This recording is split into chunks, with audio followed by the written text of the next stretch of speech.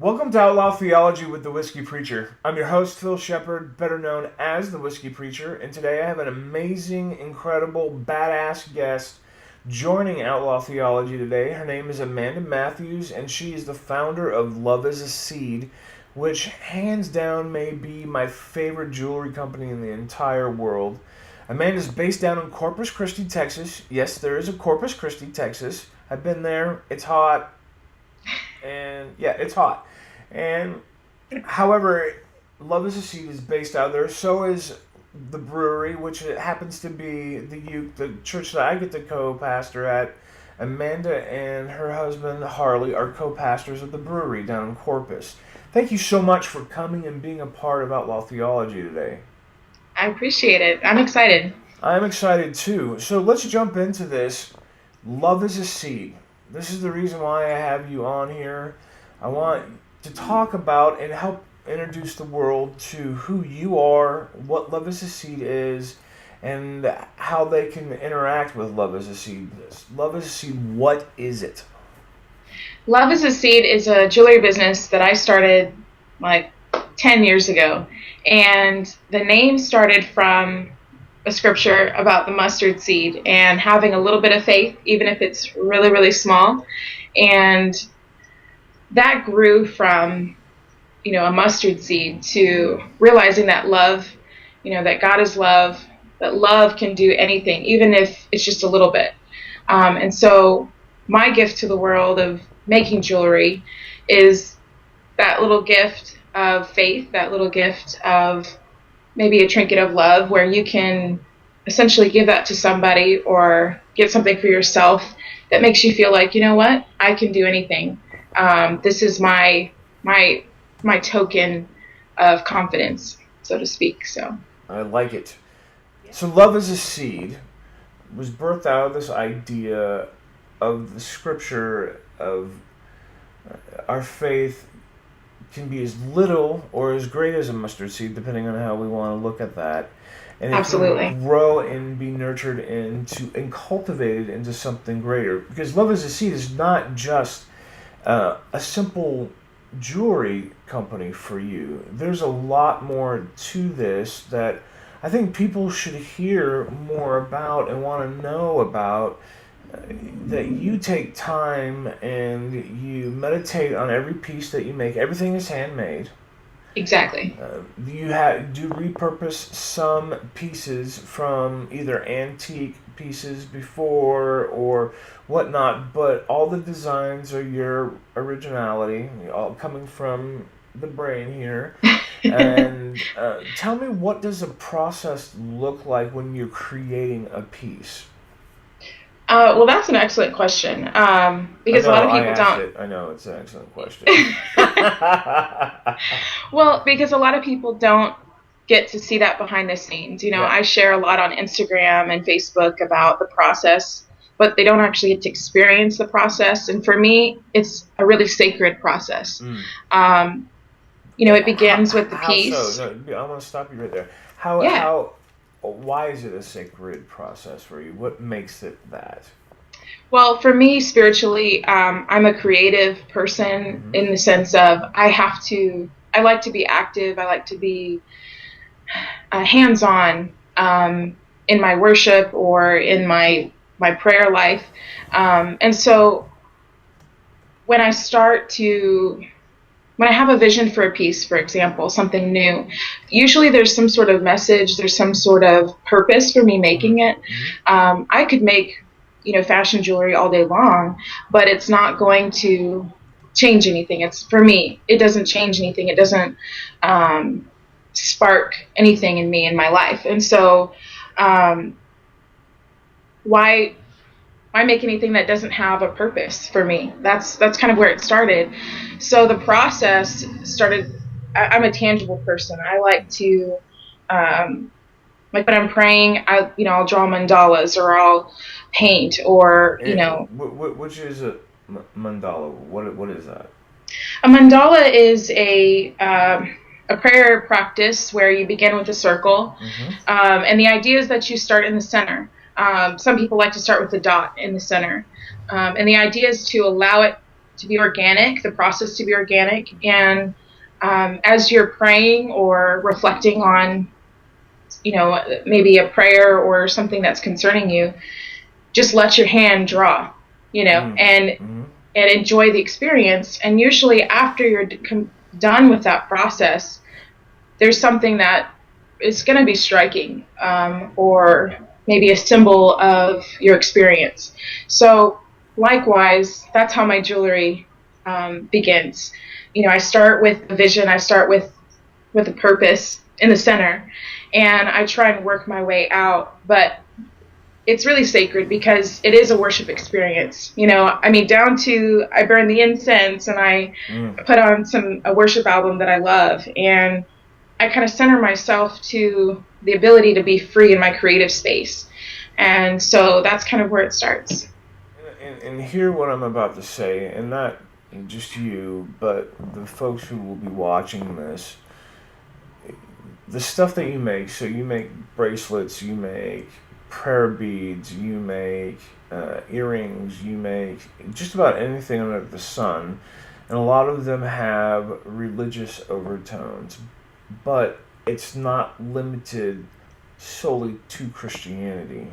Absolutely. And absolutely. Tell me why that is for folks who may be watching this, who may be a Muslim or maybe Baha'i, or don't necessarily even know how they connect to a higher power, but they are interested in something beautiful and something tangible, something that will connect them to no matter who or how they call God.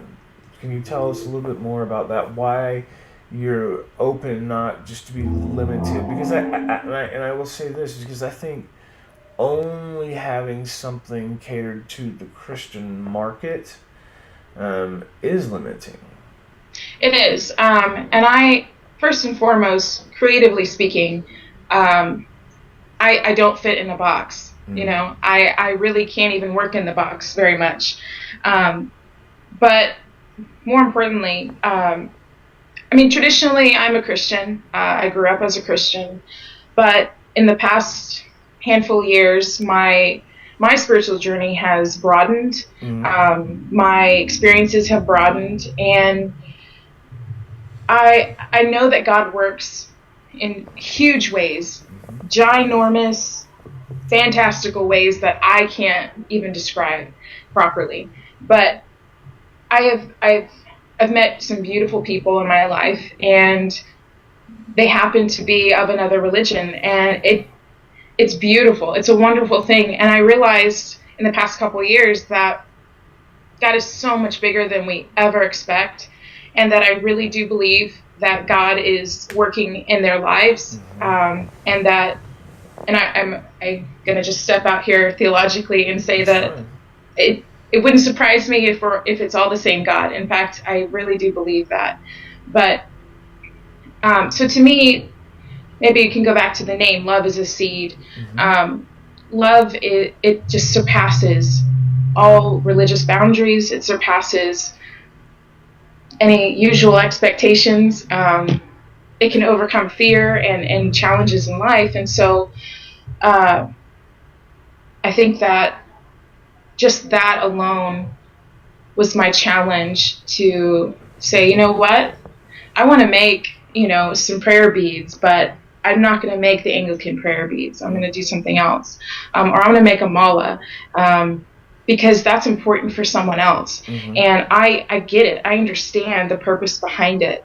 And I feel like they deserve a beautiful set of prayer beads just as much as the next guy. Love is greater than our own personal narrative.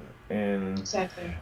And what I mean by that is that even though you and I and Stephanie and Harley and a lot of our community identifies as being followers of God through the way of Jesus, exactly. But also realizing that God is greater than Christianity, it's greater than Islam, it's greater than Judaism. I'm sure I'm pissing a lot of people off by saying that, and I don't care, because I think love is is a seed, and it is, as it grows, and again, going back to the imagery of it being cultivated, it becomes larger than our own personal story. Absolutely. And I And think, yeah, go ahead.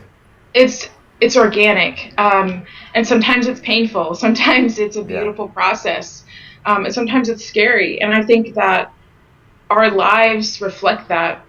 But God made us in His image, and I think that it's just a reflection of our relationship with Him. Sometimes it's painful, sometimes it's challenging, and other times it's glorious and magical. It's the beauty of life, and I think that you're absolutely right. Well, and I want to piggyback on something you just said there, that we are made in the image of God. And again, we've had this conversation more than once of how, at least I personally don't think that we were born pieces of shit. Yeah. And that I think we were, the Genesis narrative doesn't ever recant the fact that it says that we were not only made a good creation, but a really good creation.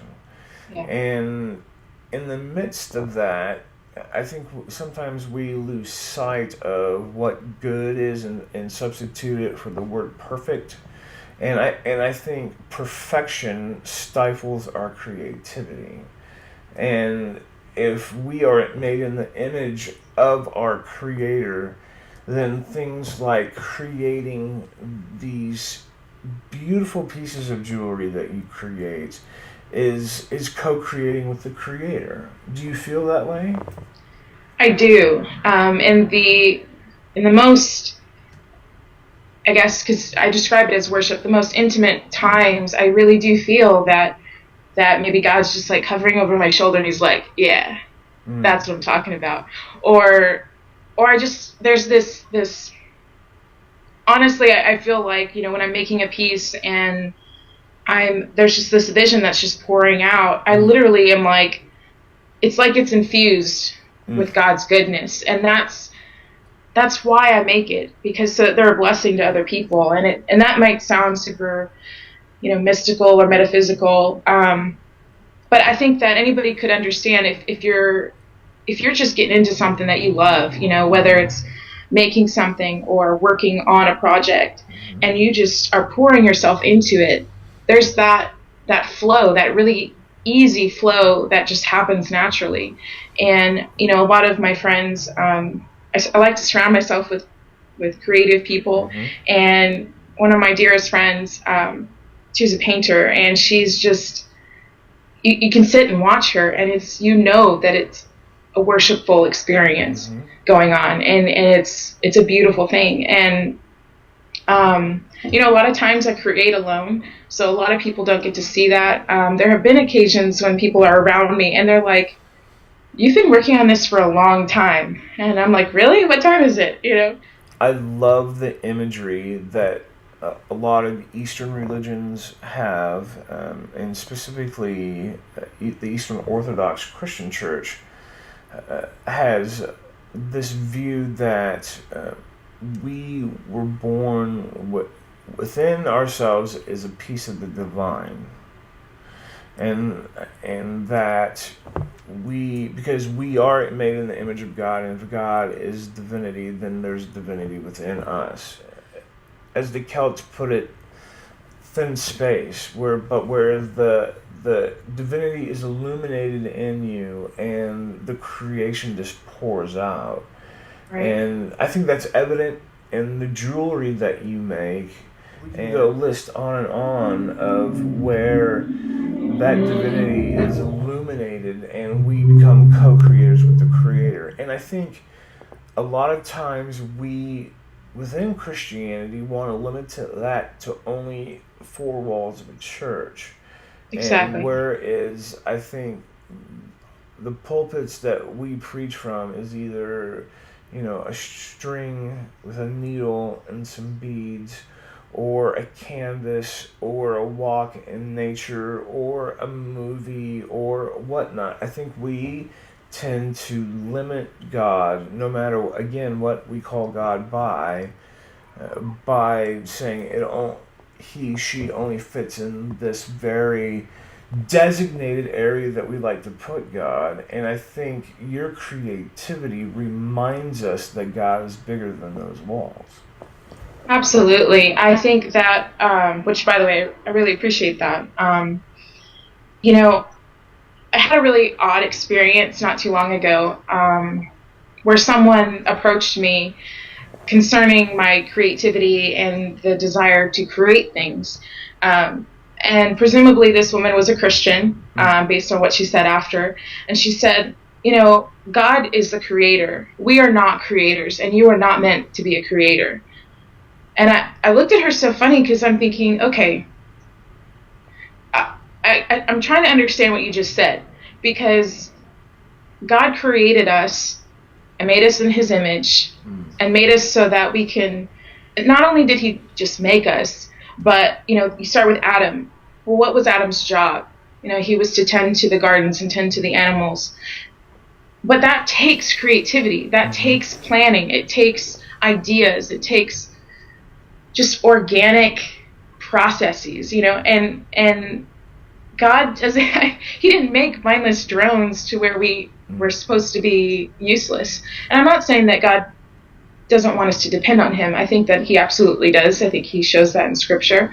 But he wants us to live. He wants us to enjoy life.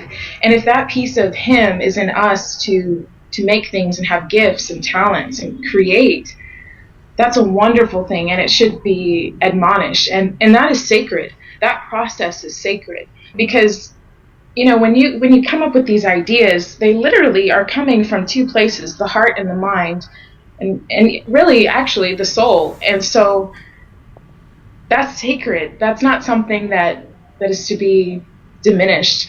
And I mean, maybe she was talking about the bad things that are created in life or something like that, but it really wrecked me, because I'm like, no, I can't live without creating. I can't live without allowing God to work through these hands. I would literally be lifeless if I couldn't do that. And I think that maybe sometimes we forget that essence of creating, that need to create, that need to, draw a building, or come up with some electrical process, or come up with new technology that has a purpose. And we have a purpose. And I think that we all have gifts and talents. And I absolutely, encourage and am supporting anybody who's out there trying to make whatever's going on inside them, come out, and that creative process, that artful process. I'm right behind you. I've had the opportunity to see a lot of your gifts that you give the world, because it's not just a piece of jewelry, it's a gift. And when you slide on whether it be a bracelet, necklace, rosary, without being cheesy and trying not to choke up, but you feel the weight of love on you when you put on a piece of Love is a Seed jewelry. I appreciate that. and the weight of love and the freedom of creativity. And I just thank you for giving us the gift of who you are and what you create. And that's, again, why I want you on here, and to be able... Well, I've been selfish long enough. I want the rest of the world to be able to experience the amazing things that you put out in the world. So Love is a Seed is not just, obviously, you. There's folks. I mean, it's been your baby, your brainchild, thing that you have been nursing. And again, I keep going back to this idea because I love the idea of cultivating, because of the seeds. And my father was a farmer for the first 18 years of his life, so this imagery of organic, something growing, something becoming beautiful, it's been your brainchild, something that you've nursed along and cultivated along. But you're not the only creator within Love is a Seed. Am I correct? Harley, That's absolutely right. who's Yeah. your partner in life, co-pastor, business creator, whatever you want to call him. Tell us a little bit about Harley's involvement. Well, Harley, my husband, Who's first a and foremost, good-looking dude, by the way, because he looks a lot like me. I'm just saying. him and I have been partners in life for 13 years. Yeah. And he has seen the different facets, obviously, of life and who I am and who I want to be. And when I started jewelry making several years ago, it was like, really, you're into that? Oh, so cool. I used to work at a jewelry store. And he shows me a few things. And then the next thing you know, we're sitting side by side making stuff. And then he shows me how to do macrame and, wire wrap and things. And it was just this, first it was like just a natural process of projects to do together. And then when this vision of Love as a Seed came along, he was like, yes, this is what you need to do. And I'm like, are you sure? Because that sounds a little crazy. And that was a couple of years of that process of working through, what is God trying to do here? And I don't know if I trust you right now, but I'm going to have to. And then in April, there was just all kinds of things going on. There was this past April, yeah. And this catalyst of, Harley just have this confidence of, you need to do this full time. Mm-hmm. And I was like, I don't know about that. That sounds a little insane. And, first of all, to be sitting in my studio all day long making jewelry is a dream, and only very few get to do that. Mm-hmm. And he said, well, let's try it. Let's just try it. There's nothing wrong with trying it. And so he's been this... the what if. Exactly. And he's been this encouraging just rock for me. And not only that, he's literally put fuel on the fire to propel this vision. And he is an amazing artist himself. Yes, and there's so many pieces that are on Etsy and on our Facebook, on our website that are his, and they are so striking. They're some of my favorite pieces, and I love just watching him create. And similarly, the process, it happens just as organic, as my process.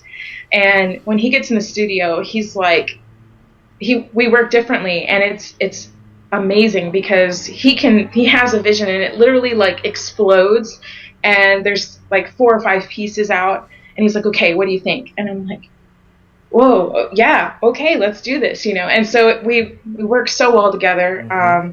Thankfully, a lot of couples don't get to do that, and it's such a blessing. And I think that's another element that makes Love as a Seed so special, is that it is a family business. It is Harley and I's baby. We've been working on it for a long time. Mm-hmm. So I'm so excited because I'm getting a kick-ass rosary from Love as a Seed that you won't be able to see until later.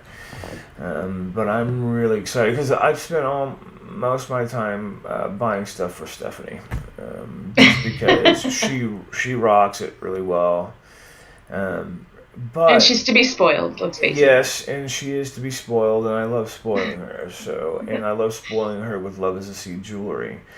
So I think that's a good transition. I want to, if you can show a couple of the pieces that you have around you, just kind of give some examples, mm-hmm. and then we'll give the shout out where what's coming up next and where people can find you and all that stuff. But show us a couple pieces if you have them. Oh yeah. So this piece here is a really important piece for me. These are prayer beads that I made for myself a couple of years back, and essentially it's all different gemstones, and this process was really organic. I was in the place of needing to make decisions and finding direction, and I found this little compass piece. I don't know if y'all can see it very well. Let's see. Oh, yeah. It's coming in good. And I needed direction, and so I decided to make some prayer beads. And I wanted it to be colorful, so I just literally went through my inventory and picked all my favorite beads out. And as I was creating it step by step, I was just praying with each bead, and I designed this piece so that there's not necessarily a set of prayers to use. It's kind of what I've tokened the God, I entrust this to you prayer set. So essentially, each bead is a like a stone. So think of stones along a river or a pond, and they're just stepping stones, and you're trying to get somewhere. And so with each stone, I reflect on whatever it is that's worrying me, or what I'm praying for, or something I just need to admonish God for. And so with each bead, I say whatever it is, and then with the knot in between, I say, God, I trust this to you. And then onward and forward, like little stepping stones. So that's where this piece came from. I wear this one a lot, and it's made to be durable. It's made to last you a long time, those kinds of rosaries. Well, and before you go to your next piece, I wanted to say this, again, going back to Eastern Orthodox Christianity, the saying or the vernacular that's wrapped around when they're creating icons, because they're really known for creating icons, and if you've never been into an Orthodox church before, it's breathtaking to see these icons in there, but they don't ever use the language I'm painting, it's I'm praying. It seems to me like you just explaining that rosary, that prayer necklace that you showed, it's almost like we are carrying your prayers with us, that we're physically wearing them. Like you pray these things. You don't just create, but you pray these things into existence.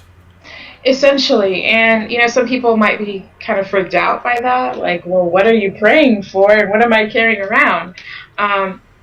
When I make a piece for somebody in particular, I surround that person with my prayers, and as I'm creating, I'm focusing on that person. A lot of times, people are like, this is totally me, but it's not you at all. I'm like, well, I just, you were my focus while creating this piece. So, I ask for God to bless them. I ask God for them to have, all the direction that they need, and all the pillars of strength that they need around them. Things like that, where they're positive, and, things that you would want for somebody. And so, that's the type of prayers that go into pieces like that. Nice. Okay, so show us a couple other things that you have. Okay, we talk a lot about prayer beads and rosaries, and so this is a traditional rosary that I made for my great-grandmother, who really taught me the art of prayer.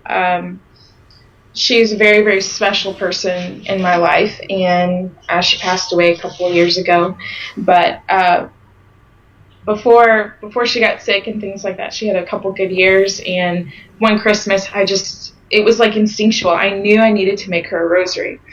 And mind you, she'd been carrying around the same rosary for decades. And I wanted her to have something from me. She knew that I made jewelry. She loved, and supported what I did. And I really wanted to give her something special. And so, I created this piece in the traditional format. She grew up Catholic, and so we have our crucifix and, Mother Mary and everything. And the reason why I'm sharing this piece is because her reaction was shocking for me, because I was really afraid and nervous that she wouldn't like it at all. And of course, grandmas, they're the best. And I spent hours on this piece, because every piece is wire wrapped traditionally. And so Christmas morning, when I give it to her, she has no idea that I'm giving her a rosary. And she pulls it out of the silk bag, and she just lost her breath and was like, oh my, and my 90-year-old grandma is just freaking out, and I haven't seen that kind of reaction from her really ever. And it's so beautiful. And it was just so wonderful. It gave me so much joy, and that's the other element of why I do what I do, is because it blesses people, it gives them joy, it brightens their life, from the chaos. My grandma was a widow, and she has a lot of worries. She has a lot of concerns, and this was something she could carry with her, um, in confidence that she's loved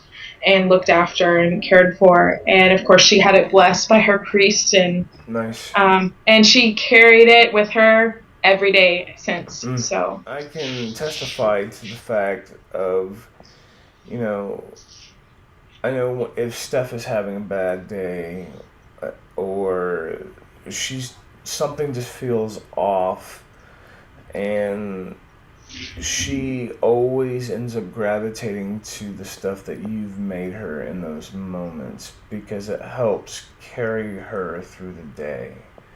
And it's fascinating to me, and I don't think she realizes I watch this as closely as I do, but I'm constantly fascinated, especially if it's been a rough morning or a rough year. I mean, we've both have had rough years in the past, your family and our family, but she constantly, I don't, even without thinking about it, gravitates to Love is a Seed jewelry when those times are there because she knows she's not alone.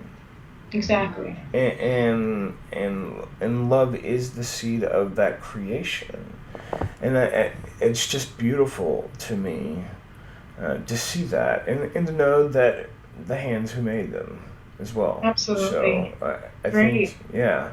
So you got one more piece to show, yes? Yes, I do. But thank you for sharing that about Steph. I had no idea, and I'm glad that can be a solid something to hold on to. Yeah. I think that sometimes we need pieces that I don't know. Maybe not everyone's like this, but I'm a tangible person. Mm-hmm. I fidget. I sometimes I need something to just mess with, and I think that my pieces definitely can allow that quality wise they can handle it. Well, it helps create that space to be able to do that, which I think is a lot of things don't just do that. There's not a lot of things in life, at least my life, that just center me, and I need something that's tangible. And I think, again, I keep going back to this, that the stuff that you create is tangible, that brings us into a space of love, which is important, and especially where in the world that we are in today, I'm not one of these people that thinks the world's going to hell in a handbasket. I don't. I think actually something greater is happening, underlining, and it's rooted in love. And that's what I love, again, about Love is a Seed, because it's a part of this greater conversation. Absolutely, and I think that that's where my vision started, was that there's something bigger and better happening. Yeah. Let's remember that. Let's live like that. Mm-hmm. And one of the pieces that I have, the last piece that I have here, really reflects that. People ask me, "Are you Christian? Is this a Christian business?" Things like that, and we've kind of already talked about that. And a lot of people, some of my, folks that I know, they're like, "Well, why don't all your pieces have, a cross or an ichthus or something where it's a Christian piece?" Well, not every piece is made to be a Christian piece. Because a lot of Christian art is shitty art. Just saying. I'll just say it. I won't. You don't. Well, have to say it. it's predictable, I think, and a lot of people are doing it well, and I need to do something different. Mm-hmm. And those pieces have a place as well. I think, sure. Long ago, the WWJD bracelets were a big deal for a lot of us. What would Jesus do? Remembering that question all the time was a big deal. So for some people, it still is something that they need, and for some of us, we're thinking about other things. We're needing to focus on other things. So like this piece here, this is a agate stone. So I don't know if you can see. Yeah, bring it up just a little bit. Oh my God, that's so gorgeous. Yeah, this is a natural stone. It's agate. You can see that it has a blue tint, so it has been dyed a little bit. But I picked this stone out, and I'm just going to kind of hold it up here, hopefully hold it very still. You can kind of tell that there's this like flow of motion in the rock where it goes up, and to me it reminded me of a flame, of a fire. And for me, I was like, God, there's a fire in me, and I need to figure out what to do with it. There's this passion, there's these ideas, this creativity. It also represents the Holy Spirit, by the way, flame does. Oh, absolutely. Yeah. Absolutely. And, I carry that with me, and this has kind of become one of my favorite pieces. I wear it all the time. You should. It's beautiful. Thank you. You're welcome. And, I don't find stones like that very often that have that natural flow. Mm-hmm. Usually the agate, you'll see rings, which is a beautiful characteristic of the stone. And I love sunflowers and suns, so there's a little metal bead. Oh, yeah. You can kind of see the pattern in there. Mm-hmm. So this piece was just built on remembering that God is good. He is alive. He's alive in us, and there's work to be done. Mm-hmm. So that's where that piece came from. And so it's not directly Christian. It's not necessarily a particular religion. It's just an inspirational piece, and that's what a lot of Love is a Seed is about. It's about inspiring, being trinkets of love and confidence. So for me, this piece gives me that a lot, so that's why I wear it. Tell folks kind of price range what something is because I'm a lot of people want to protest the consumerism of Christmas, and I understand that. But you know what? I'm a consumer. And so if I'm going to spend my money on something for somebody, which I like doing, more so than actually even receiving gifts, but I love, helping, collaborate on some type of sneaky idea, and get somebody something. Love is a Seed is a great business that you can pour your monies into over the holiday season. And in fact, Amanda just was talking about her logo. If you click on the logo below me that I've set up, it will take you to Love is a Seed's Etsy page. And Amanda and Harley have agreed to do a 20% discount for folks who come from Outlaw Theology to that. You type in the comments whiskey 20 and you'll get 20% off your purchase. But things can be very affordable, and Absolutely. Then there's a few things that are going to be high-end, really high-end. Everything that you make is quality. So I don't even like that language, but, there's something from like $30 to $500 that range can be there. Absolutely. Well, I work with so many wonderful people in my community, and, I've been doing online sales for a long time. And so I like to have a variety of prices. I know that when I shop, I might want to buy a $30 item, but look at that $5 item. Let me throw that in there. Exactly. And so you're going to find a great selection on Etsy, especially, and you're going to also find a variety of prices. More importantly, if you see something on Etsy or our Facebook page that you're like, I like that, but I really wish it was a different color, or I wish maybe it had a different pendant. We do custom orders. In fact, we specialize in custom orders. And as you can see, every piece has a story. Every piece has some sort of important facet. And I love creating those things for people. And so if there's something special you want for, one of your loved ones, or even for yourself for Christmas or the holidays or whenever, hit us up. We have conversations about what you want, what you're looking for, and we make it happen. So, and like Phil said, the range of prices are all over the place. And when you visit our page, you'll see that for sure. Mm-hmm. So, and then I'm really excited about our Whiskey 20 coupon. Y'all use that, and we'd be glad to give you guys that discount. So, well, thank you very much for coming on Outlaw Theology. Where can people find you? I know you have an Instagram, you have an Etsy page, and I'm going to be linking all this, but just in case people are too lazy to scroll down and actually click on something, or they're in the car and they're just listening to this, Sure. How can people find Love is a Seed? Simply put, Google us. Okay. You put in Love is a Seed, we're going to show up. Or if you're on a particular social network that's your favorite, whether it's Twitter or Tumblr or Instagram, Facebook, Pinterest even, we're on all of those sites. So you can find us there. Best bet is Love is a Seed. Just throw that into the search engine and you will find us where you're looking. And the best way to purchase something from you is going through the Etsy page. Absolutely. Etsy is the way to go.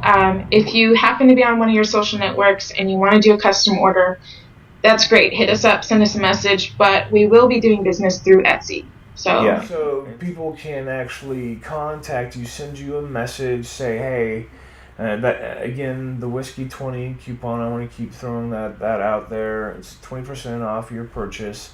But if you want something custom made, they can get you through there, and it's just, I hope you all, if you hear nothing else, if there is one thing that you have to buy for a loved one or even somebody you hate, that's fine too.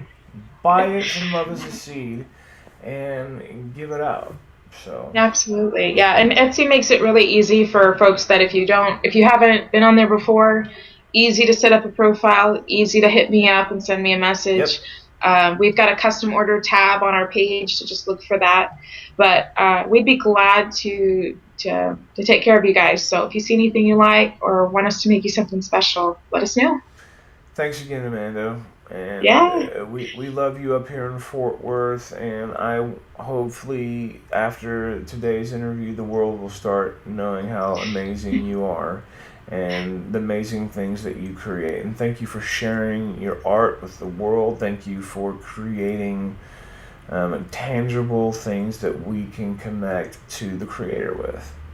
Well, thank you. I appreciate it, and I hope that I can keep doing it for you guys. So you will. It's a pleasure. It's a pleasure. This will not be the last time you're on here, I promise.